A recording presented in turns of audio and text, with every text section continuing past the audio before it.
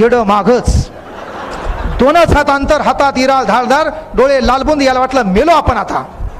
असं पळता पळता पळता बीड आलं बापा. मरणाच्या भीतीन पळायले आणि पुढे पळता पळता मागं पाहू लागलं. मागं येडच आहे, डोळे लालबुंदे, हातात इळा आहे. याला कळलं मेलो आपण आता. आणि पुढे पळता पळता मागं वळून पाहता पाहता रपकन एक खड्डा आला, त्या खड्ड्यात पडलं. त्यानं डोळे लावले, म्हणला मेलो आता. आता आपलं काही खरं नाही. कोणाचं तोंड पाहिलं होतं काय माहीत. त्या खड्ड्यात येड्यानं उडी मारली, त्याला हात लावला, म्हणला जिंकलं का नाही.